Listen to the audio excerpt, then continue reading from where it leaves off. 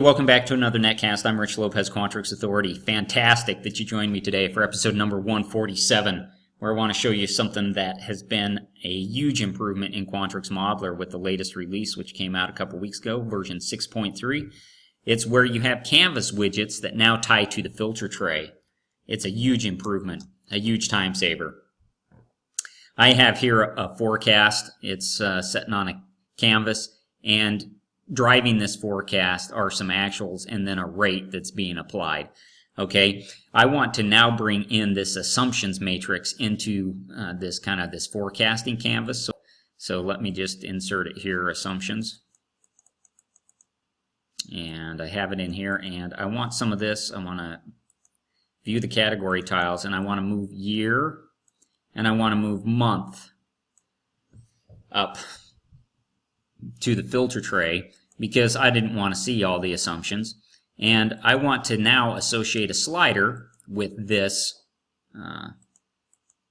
right here. So in order to do that, I go up here, I click slider, I draw one in, I then drag the binding over to here.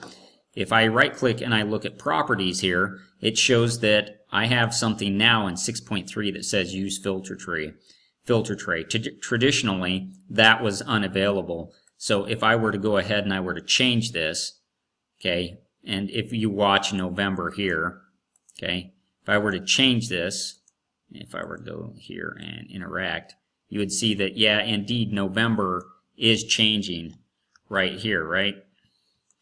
But then if I were to go and I were to change this to say, the filter over here to say December, and then I were to go ahead and I were to change it, again, November is the only thing that's moving. December is not moving at all, right? Well, they've improved it in 6.3 in the fact that I can go here and I can go properties and I can use filter tray, and this just makes my day. It now works. So what I can do is I can go, okay, this one is going to be November. I go ahead and I make that change. You can see that it's moving November. Once I make a filter here, I go December. And I go ahead and I change that, and voila, it's moving December. Also, if I have another item that's in the filter tray, if I move this to 2017, if I then go ahead and change it December, it's changing it.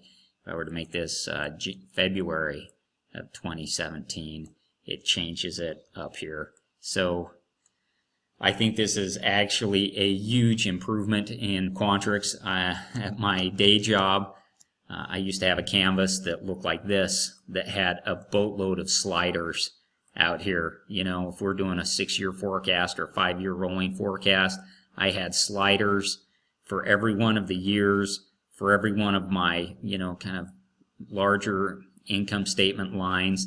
And if I wanted to have it with scenarios, then I need to have one for the likely scenario, the low scenario, the medium scenario, the high scenario.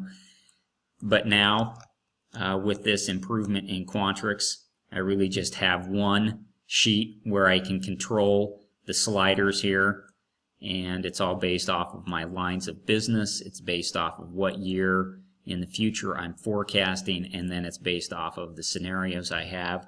And again, it's just one canvas instead of multiple canvases with multiple sliders. Like you can see here, I'm able just to have one.